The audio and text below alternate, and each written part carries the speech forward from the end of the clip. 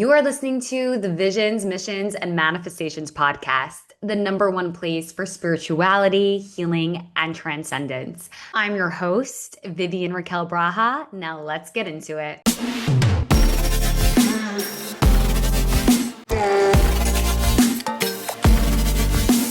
Hey there, it's Vivian, and I'm briefly interrupting this podcast episode because I've been working on something so special and I finally get to share it with you all.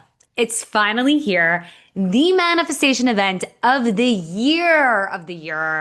Okay, so excited. Manifestation Live. Learn how to manifest the shit out of your life. On February 1st, I'm hosting the manifestation event of the year right here in New York City. And if you are in the soulpreneur, wellness, or healing space, or you've been craving deep healing, powerful tools, and real transformation, this is your invitation to be in the room.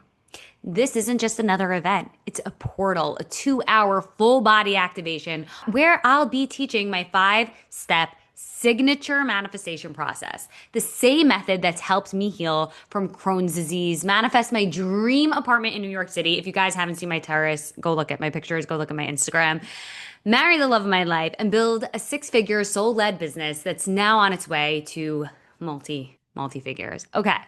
You'll also experience a guided shadow work meditation by Naz, a licensed therapist and shadow expert, to help you release any resistance, transmute fear, and fully step into your next level of self. So if you're really looking for that transformation, a place to really heal, learn, educate yourself, this is the place where you'll get all those tools and clarity, a roadmap to go off into the world and start manifesting the shit out of your life. And you'll meet some of the most incredible facilitators who've impacted my own journey, like Maria, who is an energy healer, Naz, like I just said, shadow work expert, Dr. Joan, a holistic health practitioner, Katie, oh my God, for all our VIPers, Katie is gifting her manifestation coloring books, okay? You know how when you color, you just get into that meditative state. Imagine you're in that meditative state where you're most susceptible to rewiring your mind, and you're literally coloring manifestation affirmations. So you're really taking in all this positivity. And of course, we have Joy Duche, who will be facilitating and healing through sound and breath work. And last but not least, we have Sari Dana, body positive expert and author. So for all those VIPers, I am so freaking excited for you all to experience our facilitators, our sponsors, privately 45 minutes before the show starts, and then you'll also get a goodie bag to take home. Plus, everybody else, you'll get to experience the show, you'll get to experience the talk, learn so much, get all the benefits from Naz's shadow work meditation and Joy Duche's sound healing and breath work. So this is a room where expansion happens. This is a room where manifestations come into fruition. So if you've been feeling stuck, this is a really affordable way for you to get in the space, get in the room where people are actually doing incredible shit, breaking the barriers, breaking what it means to be human, doing things that every single day other people watching are just like, I didn't even know that was possible. And that is the exact mission, the vision of Journey with VRD. When somebody tells me, Vivian, how are you doing this? Or, oh my gosh, it's so incredible what you're doing and how you're helping people. And when people come to me and they're like, Vivian, I collapsed time. In 2 months, I manifested my soulmate. In 2 months, or 3 months sometimes, I manifested the most aligned friend group. I moved cities. I'm in a career that I can't stop talking about, that's filling up my own heart. When people are doing these things, collapsing the time it takes, because before working with me, maybe it was taking them years, right? When people come to me and they heal trauma, I'm going to just say it, trauma, when they heal trauma, it's like, yes, I am so happy I gave you the gift of just realizing, of expanding your mind that it's possible to heal, it's possible to overcome, it's possible to get to where you want to be. You just have to believe. You have to overcome this fear, the doubts that come into your mind and tell you that you can't. And so at this live event, you are going to break those fears, those doubts, and you're going to actually get to collapse time and learn the tools, learn my story. So I'm really excited for this. Tickets are now open for sale. So I'm going to put the link in the show notes. You could also find it on my Instagram. You could DM me on Instagram the word live or talk, and I will send you the link there. But It's really easy to just copy and paste it from the show notes. So I have a really big gift for you guys. This is huge. So generally, general admission is 333, my favorite angel number of creation. Also, me and my husband's number, 33 when we met, 33, just the best number ever, right? 333, it takes three to create you, a partner, and God. Anyway, VIP tickets are 678, which includes a private dinner with me afterwards, plus a VIP bag, plus coming early and meeting all of our healers, leaders, and teachers who've impacted my life personally. And as a special thank you for being part of this podcast, okay, this is freaking huge. You can use code podcast live, all caps, no spaces, for 50% off your ticket. So you use code podcast live at checkout for 50% off your ticket. But here's the thing, the offer expires November 8th. So get your ticket now. Tickets are flying, okay? Flying. I think we only have like 10, 15 left. So make sure you get your ticket. And if you've been waiting for a sign to get to your next level, that it is possible and you just need the tools, you need to be expanded by a room of people who achieve the things that they dream about. They don't just talk about it. I'll see you at Manifestation Live February 1st on Sunday. Okay, I'm so excited. Now let's get into the episode because this is a juicy one. On today's episode of the Visions, Missions, and Manifestations podcast, we have alternative and holistic health expert Maria. Maria is an intuitive and spiritual growth expert who caters to those with a logical mind. What intrigues me personally the most about Maria is her mind, her thought process, and her ability to articulate big ideas in a very tangible yet logical way. For those who know me, I'm obsessed with great minds, and Maria is one of those people who just has one. I'm so beyond excited for today's conversation, and if you want to meet her in real life, you have an opportunity at the Manifestation Live event February 1st. We have a few more VIP tickets left, so go grab one. I'll put the link in bio. Welcome, Maria. Hi. Hi. Oh, I'm so excited to be here. I I'm love you. so excited to have you on. And okay, for those who don't know you, I know I gave a little intro about who hmm you are, but can you get a little bit more clear on what you do? Sure. So, my expertise is on intuitive development, so intuition and energetics. I love to talk about the energetics of creation specifically. So, that falls under like manifestation, is another way of saying manifestation. But my real bread and butter is understanding the kind of behavioral, mental, emotional, physiological experience of what it means to manifest or what does it mean to create energy first.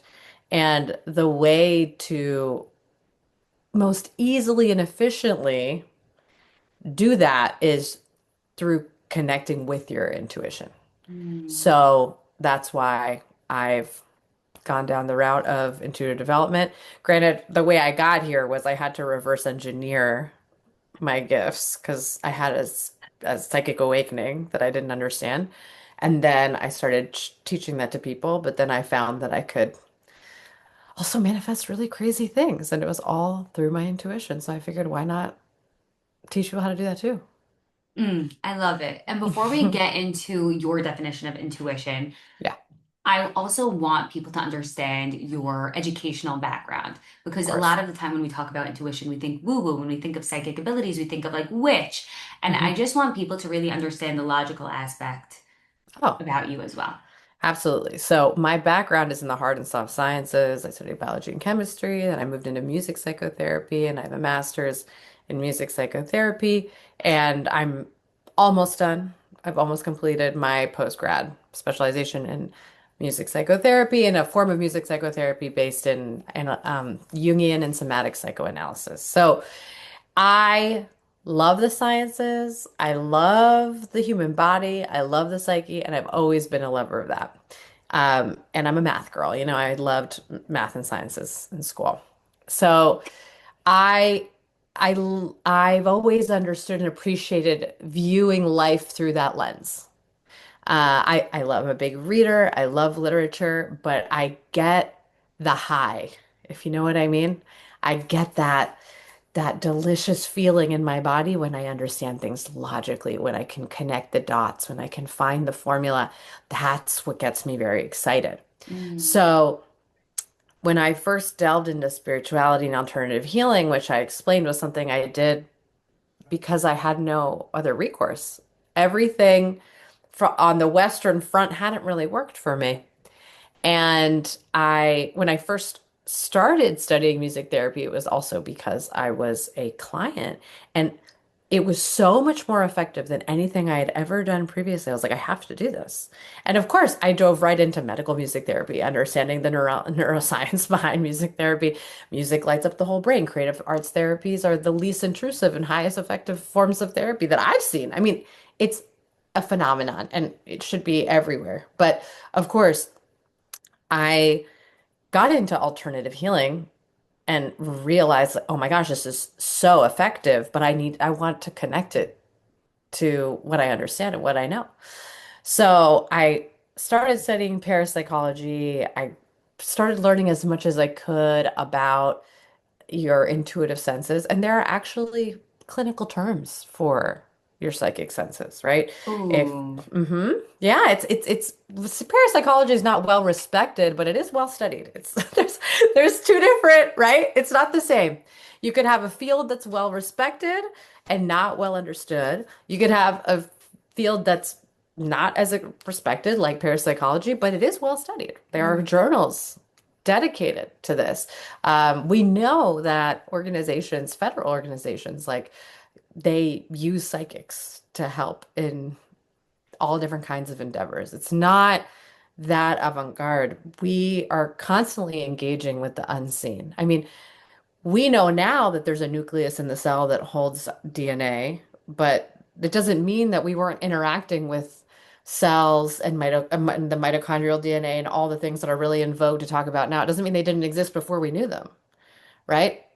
So I think when studying the unseen, that's the perspective to have, is that we don't know it yet, and that we're very curious animals and we're going to find ways to connect, and we already have. So clairvoyance is inner vision, and it's described as inner vision. If you read studies, people understand that you can close your eyes and you can see. It's a skill, it's a muscle, it's something that you can develop. Often in the spiritual space, people will say, like, oh, I'm clairvoyant. And I always tell everyone, everyone's clairvoyant. Don't limit yourself. You're not special, and you're also not incapable if you Right. feel like you don't have it, right? Audiation is what we call clairaudience. Audiation is something spoken about a lot in music therapy, right? Can you hear sounds or music in your head? That's all it is, right? Clairsentience is somatic experiencing. Again, very well understood and well known. Somatic practices are now being used even in cognitive therapy all over the world now because processing through the body is being shown to be the most effective way to move through Mm-hmm. trauma. Okay. Mm-hmm. You have clairolfaction and clairgustance, which again are taste and smell. Something again that we understand that you can do. You can there, say the word lemon. Just think of lemons and you're going to start salivating. That's well understood, right? That we can recall tastes and smells. And claircognizance is that gut feeling, that inner knowing, which is also something that's been described and studied. So I I like to consider that there's so much about human life that's unseen. Mm-hmm. It's not woo. It's not beyond the fray. It's just beyond conscious thought a lot of the time, Mm-hmm. which means that in order to access it, you're going to have to be in a different state than in your beta brain, Mm-hmm. which is what you're in most of the time. And again, that is something that anybody could grasp because before you fall asleep, you're in a different brainwave state than you are when you're awake recording a podcast. That's fairly logical. So you could then surmise that, guess what? You have access to different states, which would give you different information. You would have access to different information in different states. Beautiful. Mhm. So, thinking about all the different types of, I don't know if this is the proper way to say it, but like clairvoyances someone might have. Yeah, like the clairs. I say clairs when we're talking in woo terms, but you could talk about, I like to call them subtle senses because it's about picking up subtle cues, Fun. not the obvious cues, not you speaking right at me, right? Right. Right. Hmm. Because, like, yes, I could go on a whole tangent about this, but for 1 second here. So, Yeah. speaking of all the different clairs, now, how would you, or subtle senses, how would you describe intuition for those who are listening and are very new to this? Intuition is a part of you, a part of your perception, your abilities to perceive that allow you to pick up on information beyond your five senses. Okay. So, your five senses being, I always say, your six primary clairs, because there are more, but the six primary ones are an extension of your five senses and your mind, right? Claircognizance is that decision, that understanding. Um, so, you can see with your eyes. Clairvoyance is not seeing directly through your eyes, but picking up on information that's visual. Mm-hmm. Okay. Then you have clairaudience, which again, it's your senses to hear. That's the physical sense, is to hear. This is you picking up on auditory information, not at the frequency of sound that you're used to picking up, right?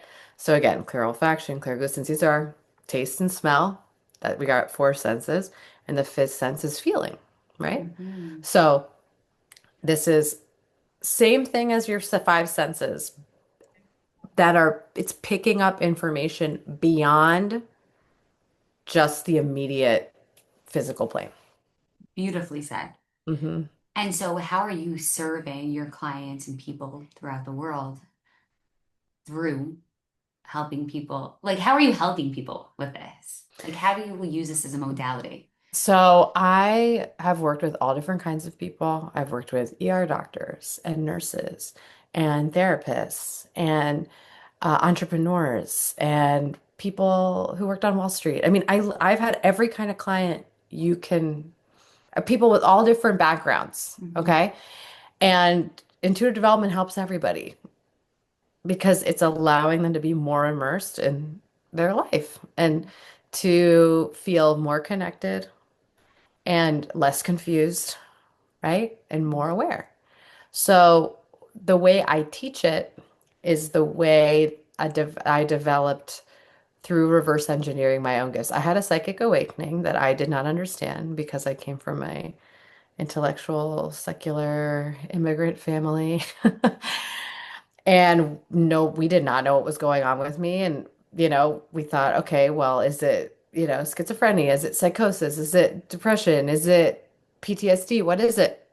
And once I had treated all of the above, I was still seeing and hearing things and experiencing things that weren't in my immediate environment.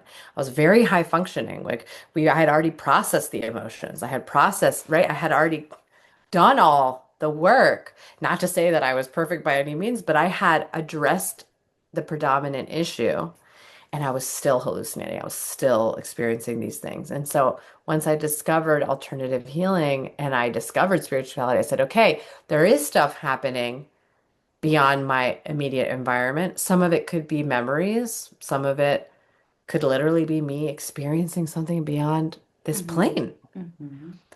So I started practicing. I remember being in class and I would practice turning it on and off because what was happening to me is it would go on and I wouldn't be able to turn it off. So the first thing, once I understood what was happening, it was my psychic senses being on, I was no longer afraid. I was no longer like, oh my God, I'm losing my mind. Oh my God, what's happening?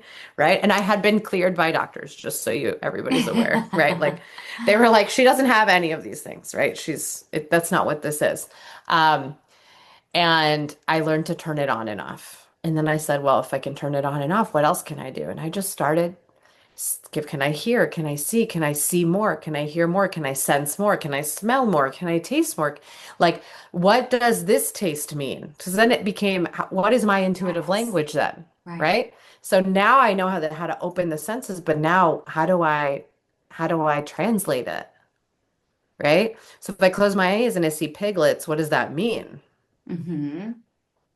So I started using different tools to expand my senses, but also test it. And then I started working with people that I knew, not anyone who I wanted, no one who would tell anybody else, Right. because you all have to understand, like, I was really trying to be normal. I was really trying to, like, have a job and make good money and be super normal and be successful in the world that I knew. And I didn't want anybody knowing that I was like Different. being a psychic and Right. different. Exactly. Um, but the more I did it, the more I realized it was my path. And now I can very proudly say that my family is extremely accepting. They believe all of it. A family of like, I feel like real educators, like doctors and lawyers and Yeah, yeah, teachers. these are like Right. economists and people who work in academic environments and in tech and lawyers. Yeah, they're like, "Hey Maria, what do you think about? Can you tap in? Like, I need an apartment. I need that." Yeah, yeah, everybody's on board, right? And even if they're skeptical, I think one of the blessings that I've had is I appreciate healthy skepticism because I have a researcher's mind. That's how I'm constantly testing theories. And Mhm. so if someone else is a skeptic, that gets me curious. I'm like, let's test your theory. Let's try it out. Like, let me, you know what I mean? I'm not here to indoctrinate anybody. I'm just here to experience life and answer questions. You know what I mean? So if you have a question, let's answer it. And yeah, I mean, my life has changed drastically, but so have the lives of my immediate family and the people around me, and obviously my All your clients. clients, all your clients. Mhm. Two really cool things that I want to point out from what you just said. So, first of all, I have to find the book that I read this in because, like you, I'm very curious and I love to do all the research. But I once read about how the most successful CEOs, founders, all the top people are intuitives. Yeah, They lean on their intuition in order to make choices. 100%. It's If their you gut. are if you are tapped into your intuition, you will be more successful because sometimes it's not going to be the logical thing that gets you the success. It's going to help. 100%. So I think that's also really important. So for people listening who are skeptical, if you're like wanting to be on top, numero uno, it's going to be learning how to tap into your intuition. The cool thing about intuition is that it speaks to you. So like when you close your eyes and you see the piglets and you're trying to understand what that means, it's your own language. It's the way that your intuition is speaking to you. And Hmm. for somebody else, they might see something else and that means something else for Exactly. them. And Exactly. and so listening to this, it's like almost like your secret weapon inside of you that's always guiding you, always supporting you, and taking you to where you're meant to be. 100%. 100%. Most successful people, and we're talking like outstanding success, right? We're talking number like 1%. We're talking top 1.1% of people were all told no. They were all told that they're nuts. They're all told that this is risky. This is beyond the norm. In order for you to go beyond the pale, you have to be a visionary. You have to see something other people don't see. You have to Hmm. be the exception, right? And so when people think of what does it mean to be exceptional, it really means being tapped into your authentic being and Hmm. utilizing all the resources available to you. I see intuition, like you mentioned, as you said too, as a critical resource because not only are you able to see things that most people can't see, so you're going to see the gap, you're going to see the opportunity, you're going to feel the calling that's going to create momentum that no amount of Yes. shame, shoulds, you must, you're supposed to, everyone else wants this for you could ever give you. There's no amount of pressure that could replace authentic momentum and real Wow. hunger and real curiosity. No way. Not only that, all powerful leaders that I know, the people that I know that I could say this person leads themselves completely, totally, and they are unwavering in their self-belief. They are so intuitive. They're so Hmm. intuitive. Even if they wouldn't identify like their profession isn't to be intuitive. They're very intuitive and they stick to it. They say, this is the feeling I had. This is what I'm going to do because they honor and respect themselves. Yeah, it's self-trust. And it's so funny because a lot of these types of people that we're talking about, I would say wouldn't even call, like you said, themselves They an would never call intuitive. it. They Hmm. would never call it that. But then when you talk to them, they will literally describe what intuition is, you know? And it's so funny. And it's something to copy and paste for yourself if Hmm. you want to really build something completely incredible in this world. I'll tell you this, Maria. because we're going to bring it full circle. I was born blind. I didn't see for 5 years. Hmm. In first grade, they wanted to hold me back.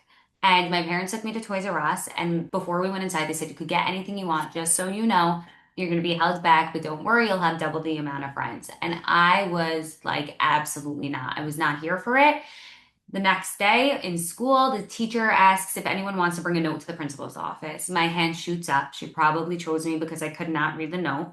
I take it to the principal's office and I tell her, listen, my parents told me that you want to leave me back, but I'm not going to be held back. I'm going to second grade. I'm too smart to be held back. And she was like, well, this one's going to be held back. Don't worry, you're going to have so many friends.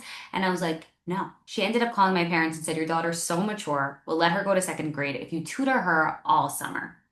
And I think about this a lot because I think subconsciously it was the thing that made me realize that no matter what anybody said, if I decided something, I can have it, right? There's nothing we Hmm. could be doing or have, like Esther and Jerry Hicks say. Hmm. But that really helped me with the self-trust that, like, if I decided something for myself, I could follow through on it. Hmm. When it comes to intuition, how do you say for somebody who did not go through something like that at a very young age could build that self-trust and that connection with their intuition? Okay, this is such a great question. I love low-hanging fruit to start. Okay. People are always like, what is the thing that I can do to make myself more intuitive and build my self-trust? Your brain likes to have the answer to what you should not do Mm, even more because there's less resistance. mhm. Okay. So I'm gonna tell you both, but we're gonna start with lowering the threshold of resistance against your intuition. All right. So the first thing is if you are justifying anything in your mind, that is not intuition. Any amount of justification, explanation, when you're coming, well, he said this and he said it because of that, and maybe it was because of that. That's not your intuition. Mm, You need to learn that voice because that voice is the voice of programming. Okay. That's what you're used to hearing. Okay. When you're able to identify that, then what your brain learns is, okay, if it's not that, then I'm going to crank up everything else. Okay. Once I know what it's not, I can say absolutely not. Goodbye. All right. mhm, It is also not anything that is urgent or forceful. Okay. So it's not justifying. It's not urgent or for if there's pressure, if it's got to do it now, and it's got to happen now, and what do you do? That is not your intuition. Okay. Even if it's like you get a sense that's like a bike's going to come around the corner and you're with your kid and you pull them out, there's a sense of calm in the moment. Like you're not anxious at all. It's a knowing, it's a truth. Intuition is truth. There's no urgency or forcing in truth. There's nothing else. Truth is ubiquitous, it is absolute. Okay. So if mhm, you feel urgency or force, that is not your intuition. If it is hesitant or fearful, it is also not intuition. Okay. Truth has no fear, it's absolute. It is ubiquitous. It is everything and everywhere. There's no separation. Fear creates separation. It's the idea of death. It's the idea of endings, right? Of breakage. mhm. Unity is the opposite of broken. It's the opposite of oneness is the opposite of ending. Okay? So if it's hesitant or fearful, that's not your intuition. Okay? Obviously, if it's shameful, that's also not your intuition. Your intuition will never speak to you in the language of shame. Shame should, must, okay? Because it's the authenticity means that there's no comparison, there's no judgment.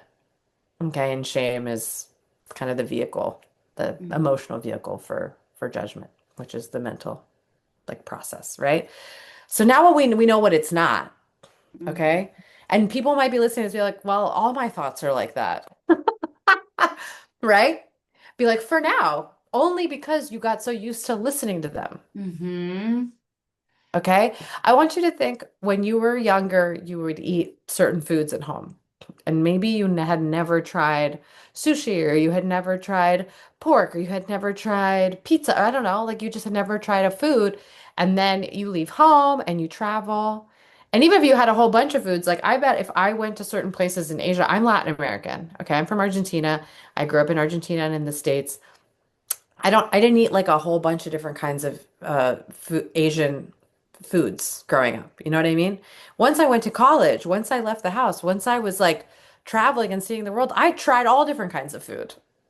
And I learned that there were certain things that I liked more than even the things that I grew up eating. Mm-hmm. But I had no knowledge of that because all I knew was the things I grew up eating. Okay? Mm-hmm. So you are only used to hearing those thoughts, and you have believed that they are you, and they are not. Okay. So this is your permission to question it. And if you start to feel like, oh, I'm feeling fear or grief at the thought that I'm now going to lose this whole part of me, this is really important. With every intuitive moment, every decision you make that you take intuitively, there is a death. Mm-hmm. Okay. You have to leave behind everything you know to move into the next chapter. Think of people who are highly successful. Everything that they know is no longer available to them when they're stepping into a new that business venture, that, that new relationship, that new partnership, whatever it is, and they're willing to put their entire life on the line. Everything that they know, they're willing for all of it to be wrong in order for this to be Yes. right. And I think Okay? that's so important. It's That's so important. so important. Like I want to highlight that Yeah. 5 times. And let yourself, the other thing is you've got to let yourself grieve. Okay. When I go through quantum leaps and my intuition is guiding me, which it's always guiding me, it is not without grief and loss. Because of course, there's parts of me that have been hanging on for dear life to Mm-hmm. whatever habit, people, activities, lifestyle, whatever it is, beliefs like that. Made their whole identity. Oh, but moms do this. Or, oh, but a good daughter is like this. Or, oh, but a woman should never out earn a man. Whatever it is that you have, that your identity you've identified with. Okay, which was, by the way, how you learned everything. That's the whole purpose of like being socialized and programmed. You created identity around it. That's what Mm-hmm. happened. So if you feel panic, sadness, grief, that I don't want to let go, you're on the right path. You are literally doing the exact right thing. You will move through it. You'll feel the grief and be like, I know what this is. It's like a little mini ego death. No problem. We'll just keep going. You know? You remind me of this like phrase of like what you're saying reminds me of this phrase that goes, "You're not dying, you're just waking up." Exactly. And that's what it feels Exactly. like. Exactly. And it's okay to honor that identity and that version of you that, believed in the thing, but you've got to just move through it. And then the other thing I would say is learn to love the unknown. Mm. You've got to learn to appreciate the unknown. Most of us have been programmed to believe that the unknown is bad and scary, right? I know lots of people when I first started working with them on intuition, it was like, oh, what if I see something scary? And I was like, your higher self, your intuition will never show you something you can't Oh, tolerate. correct. And you'll never see something that you can't tolerate? I'm like, you're not going to start performing exorcisms. Like, we're trying to get you to see something clairvoyantly. Relax. Like, don't worry. Right? And it's learning to love the unknown and learning to be excited. You got to train your body for that. Hmm. There's like a experience of priming the body. That's And a this is very so important. important. It's so Yeah, important. It's so so important. important. Like, I think a lot of people in spirituality or people who first start on this path are like, I want to like astral project. I want to go here. I want to go there. And their bodies aren't prepped for that energy. It's No, just they're not not. ready. And No, that's where things can get scary or feel 100%. scary. It starts to feel scary. So you go from fear to excitement, which, in the body isn't that far apart. Hmm. Okay. Um, and prime your body to go from fear to excitement when it comes to the unknown. Also, you have to regularly break habits. You've got to be a different person. Listen, I'm militantly habitual. I would eat the same thing every day. Vivian, you know, I exercise very regularly. Like you give me some, I will do it over and over again. I will beat that dead horse. You know what I mean? I love structure. I love a schedule. That certainty feeds me. I make sure that my schedule is different every day. I make sure to change certain like things up all the time in my work because that's where I use my intuition the most, and in my life and relationships. I do keep like food and exercise pretty consistent because that's very grounding for me. Like you You need need certain grounding. anchors. You need anchors, right? So it's like cleaning people come the same day the house is always kind of in a certain condition. Um, I I love fashion, but you know what I love even more is a uniform. Personally, I love like that. I love not having to think about what I need to wear every day. I am always kind of wearing a white top with some kind of structured pant and I love a blazer. And like it's kind of a uniform for me. I'll switch it up the here and there, but that creates a lot of grounding and certainty in my body. When you create certainty in the body and then and a desire for the unknown, forget it. You're going to be tapping into your intuition. You're going to be limitless. Okay. Hmm. You're anchored and ready to go. Right. So you got to break up habits. In fact, when I get too militant about like my workouts, for example, or food, I'm like, no, Maria. And I'll like literally be like, I'm not going to eat that. Or like, Mm. I'm not going to do that workout today. I'm going to go do this instead. Like I make myself do something completely spontaneous and different when I can feel myself starting to really grip, where it doesn't Mm. feel like I'm building certainty. I'm not like relaxing into it. I'm actually creating more intensity and more control. It comes from a place of need versus ease. Exactly. Yeah. 100%. So Hmm. I know there were several things, but if you listen chronologically and you follow those steps, you're already well on your way to being the most intuitive version of yourself. I love all of this. And it makes me have to ask, so how'd you get into this? So I know that you went through that experience in childhood, that awakening, but also Mhm.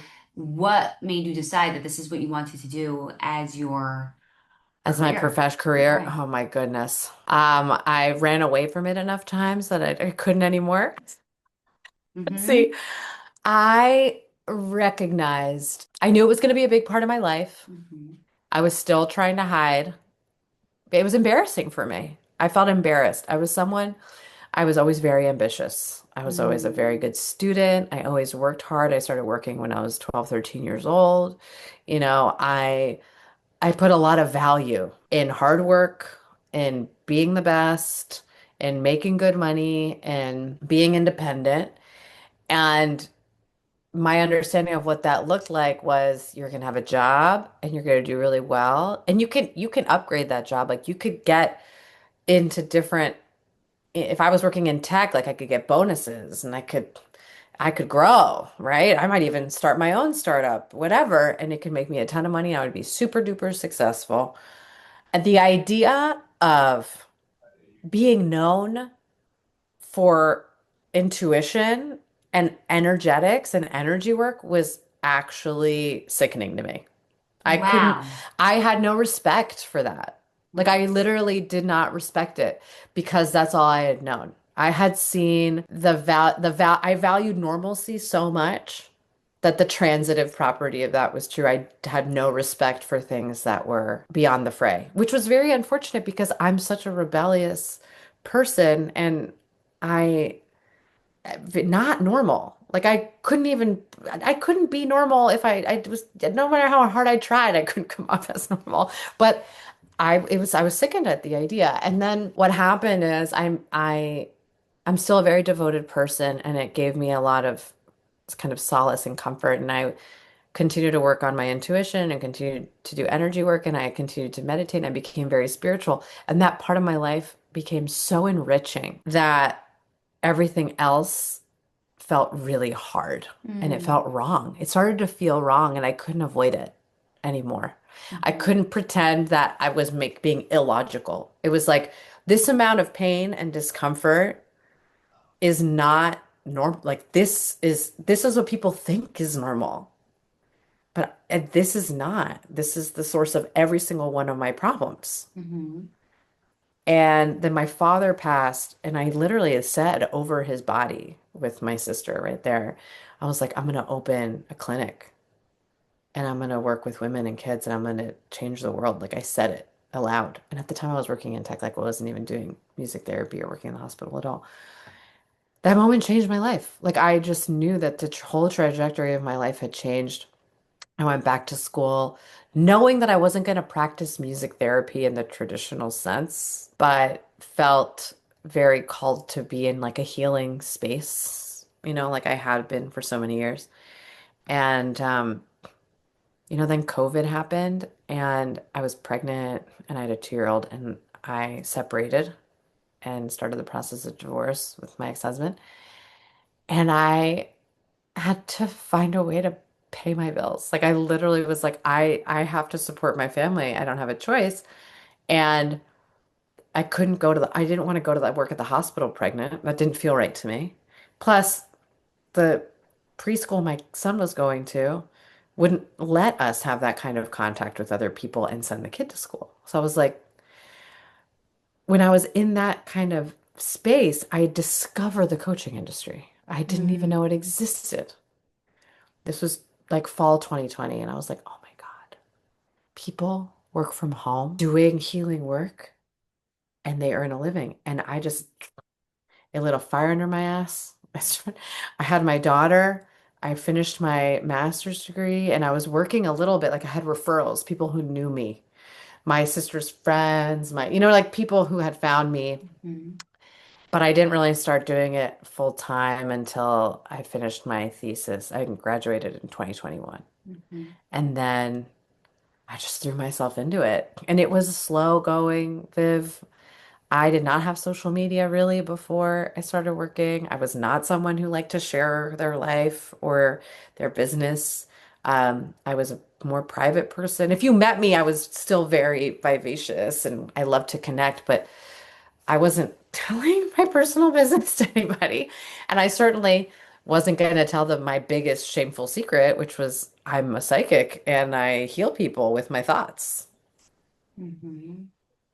And I had to face that. I learned in that process, obviously, I couldn't run away from it anymore. And it became, this great source of abundance for me in my life. And then I could full-fledged be in that lifestyle. It was just, my whole life was healing and energy and intuition and then suddenly all my friends everybody around me is like that too, and even the people who I knew from before and family, now we're all talking about it too. Like it's just my whole life now because I said, Mhm. okay, fine, I surrender, I'm here, I'm doing it, and I'm going to continually do it afraid and ashamed and upset. So I say go towards the shame, go towards the fear, go towards the upset, challenge yourself. If it doesn't feel right, it's not. Mm. But it Mhm. won't be right if you pretend it's not there. You actually have to move towards it. I always tell my clients the only way to break a cycle is to play out the cycle and break it. You're Mhm. not a cycle breaker if you avoid the cycle. Correct. Okay, so the fact, because people be like, why? Why is this happening? My mother, blah, blah, blah. It's like, because in order to break it, you need to be in it. Mhm. So take that and know that if you're going to break through into a new life, into a new opportunity, whatever, you're going to have to come up against what you know and say, I'm done knowing this. I'm ready to know something else. And it takes a very strong person to do that, which again is why the cycle breaker is also usually somebody who ends up doing big things in the world. 100%. 100%. And they can hold the projections of others, which is Mm. often what's happening when you're in a cycle like that. And again, my part of my cycle was being ashamed of spirituality, being ashamed of pursuing a professional endeavor that most people didn't understand, that was not Hmm. mainstream. I couldn't get accolades. Who was going to celebrate me if I wasn't a doctor or a lawyer? Right. It's like I was going to get validation from people. If they're like, oh, she's so smart. She's a doctor. Look at her helping people. Great. That was, I thought I was going to get more love that way. Hmm. I had no idea the kind of love that was available to me. when Mhm. I followed my intuition. I had no idea that I could have the relationships I have, the life I have. I didn't understand that this was here. And I only got here though because I kept being like, I'm going to surrender, I'm going to trust it, whatever, I'm going to go right towards it, and not hide from it.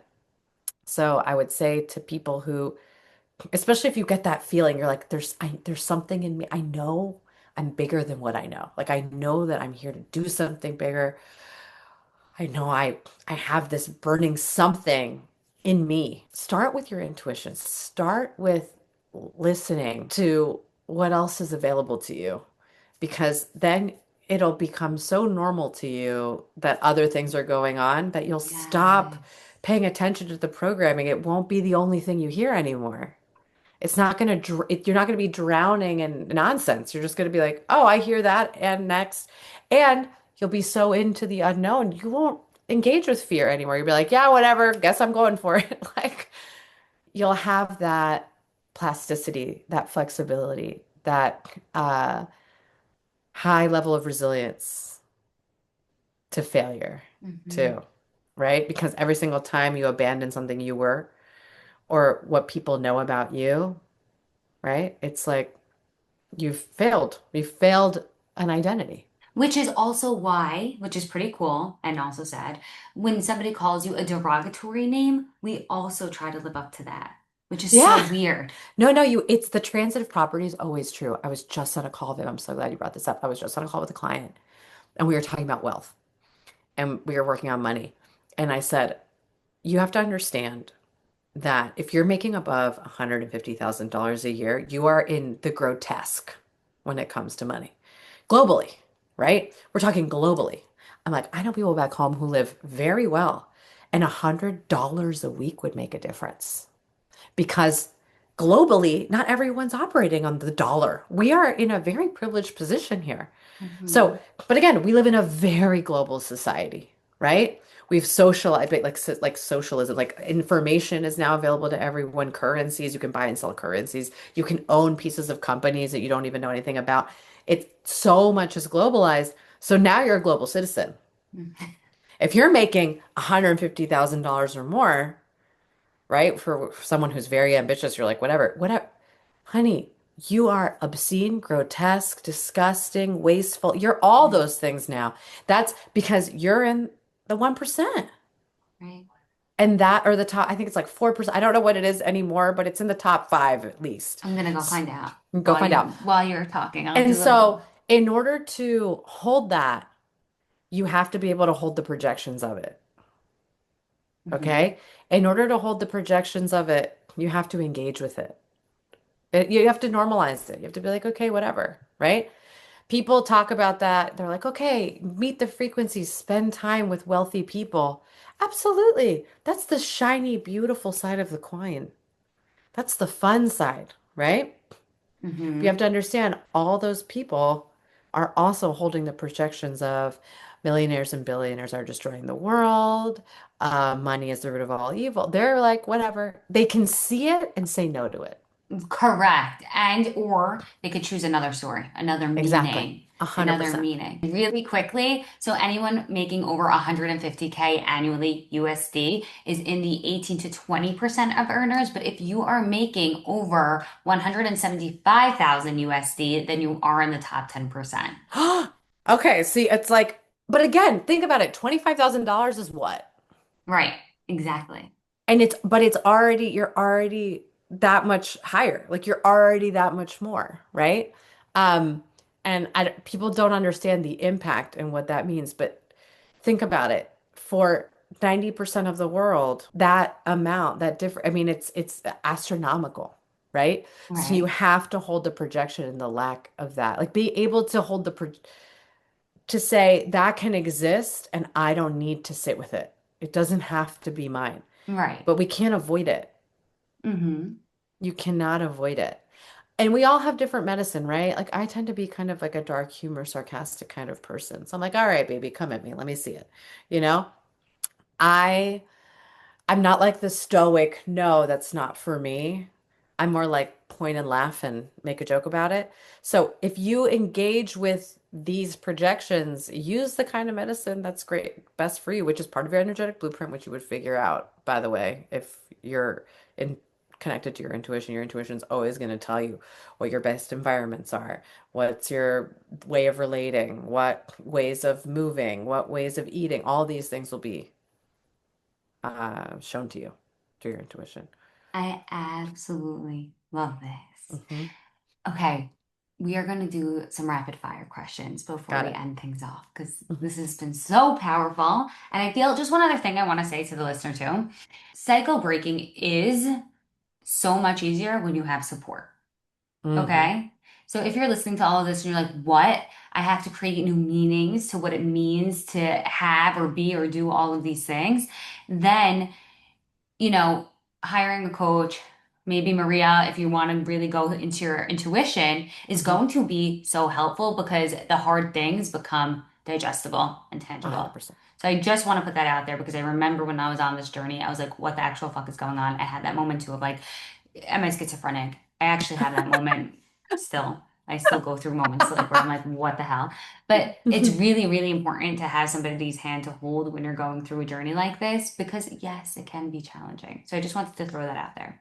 Hmm. Now, rapid fire. Let's go. Maria, who is one of the most inspirational people to you right now that maybe motivates you to grow? Someone who I'm very motivated by right now is a gentleman by the name of Charlie Goldsmith. He is an energy healer. I was an research assistant on an energy healing study. This opportunity fell into my lap very serendipitously. Like literally, like my best friend who was a model called me and said she knew the friend of this man. They had been roommates and he was doing this energy work study. And she's like, you studied science. Do you want to be a research assistant? I was like, Mhm. sure. Like it just came out of nowhere, nowhere. So I got an opportunity to watch Charlie. And this is before I knew I could do any of this. Mhm. Of course, the opportunity to teach for me to see it just fell right into my lap. And I met him, and he's a tremendous person. He's incredible. He has a TV series. He's really very well known. He's been on my mind because he's also Mhm. very logical, and has works with the VA now and does energy healing for veterans in the States. He's amazing. He's been on my mind because his mission is so clear, and I'm tapping into that mission, right? Mhm. And everything else, nothing else matters. It's just that one mission and whatever I need to do to make that happen, and drown out all other noise and challenge myself. So if I'm being put to the test, right? Like I'm literally, my work is being tested in a hospital. I've got doctors, referring patients to me, let's say, and that's a tremendous amount of pressure, Mhm. right? No wavering, not a single waver. When it comes to creating what you want, that is the level of inner stillness you want. Mhm. There's this idea that it's like the desire is hungry and dysregulated. No, it's still and superfluous. It's just everywhere. It's all you know. It's funny you're saying this because when you were talking about intuition, for me specifically, what I get right away is a very silent knowing. Yeah. And it's so neutral. It's just so neutral, right? So I've been thinking about him because I'm moving into kind of a new level with work and I'm like, okay, I need that inner stillness, that level of focus. And Mhm. I won't be shaken. No. I will So not be shaken. this leads me to our next rapid fire Mhm. question. Where do you see your business, your career, what you're doing in the next 8 to 10 years? I plan on completely disrupting every industry I possibly can. Yeah. In what way? I've seen myself and always seen myself as a bridge because I'm a curious Yes. person, because I'm born in a different country, grew up here, have a chosen family that I had to create. I've always been someone who's reached across the aisle, just like interested in understanding all perspectives and loving people and then being able to be in conflict in a healthy way. Like let's disagree in like an empowered way, right? Hmm. And so because I'm not concerned about how people perceive my opinion. Like, I'm going to do it lovingly, no matter what. I'm totally okay walking into a room of people who don't believe what I believe. Mm-hmm. So important, by the way. And sharing what I believe, not from a place of proving, but like let's get curious together. And I'm going to find the language that you're going to understand. So in the next 8 to 10 years, I expect to be working in government spaces, hospitals, different industries, finance, tech, and disrupt the perception of what Yes. intuition and energy work is. And I want, again, yeah, I want to be tested. I want to question. I want to collaborate. I want to do work with technology. I want to do work with, government agencies. Mm-hmm. And that's where I see myself going for sure. I love that. So what would you say you're manifesting more in your future? More near future is more collaborations across industries. I that is something I'm very open to and desiring to do. Um, which funnily enough, how it's kind of surfacing right now is as a parent, right? Like you meet other parents and they all do different things. And I remember when I first sent my son to preschool, I was so nervous that people would like know what I did. Mm-hmm. Like, oh, because I still had all the shame around it. And then I opened up about it, and then parents would hire, like people would hire me. But now it's why don't you talk to this person? Like, I want to connect you to somebody else. So Mm-hmm. that's what I'm manifesting is more connections outside of, obviously, always collaborations within the industry, collaborations outside of the industry, conversations outside of my industry. And I've been considering potentially doing kind of like an agency model of intuitives. That's something I'm curious to explore. Ooh, very interesting. You Hmm. heard it here first. You heard it here first. So if you're like, I want to work in, do readings or whatever in agency style and have a particular modality that I implement so that there's some like, consistency across the board. Yeah. How freaking cool. I love this for you, Maria. Hmm. Love. Okay. What would you say is your strongest spiritual or intuitive gift? I would say it's just like transcending any current reality. I can reject my reality like nobody's business. If I decide something's not real, even if it's right in front of me, I'm just like, nope, and then it changes. I I love have that. I get immediate feedback from my environment. Holy, like this is so why I'm so impressed with everything that you're saying is because I look at my own life and the things that I've gone through, especially in the last like 10 years, Hmm. and like I remember learning the lessons that you're saying now so effortlessly. Like I Hmm. went through that to learn, okay, block things out, that's not real. And then you get to the other side, and even though the blocking in the beginning could feel hard and challenging, at the end you're like, oh, that wasn't, there's so many Hmm. gifts on the other side of that. So I definitely love how you're saying things. And as you're speaking, I'm literally seeing memories of me learning these lessons. You're like, no. It's so useful. It's such a useful, I think if you had asked me last year, I would have talked about me being able to tap in to other. And I think this whole year, 2025, has been about, no, I'm using it for me. You know? Great. But Hmm. that's how you learn how to use it even better. Hmm. If you could go for dinner with anybody dead or alive, who would it be? What would you ask and what would you eat? I know it's a big question. Oh my gosh. If I could, Fictional, or it could be fictional or real too. gosh, I think I know this is probably so cliche. It would either be like a bog witch from Eastern Europe, like you know what I mean? Like a village witch, like someone who I love very like medicinal plants who had like a special gift who was very far removed from other programming and was like considered a healer, like the mad woman of a that. culture, Yeah. and just like be in her energy. Or it would be like an ascended master, like a Jesus or a Muhammad or a Buddha, because that level of love and detachment is really something that I'm grappling with all the time. Like, how can I care so much and not care about any of, like, I can care so much about the soul and be so forgiving of the human. Yeah. Okay, and what would you eat? What would we eat? Soup.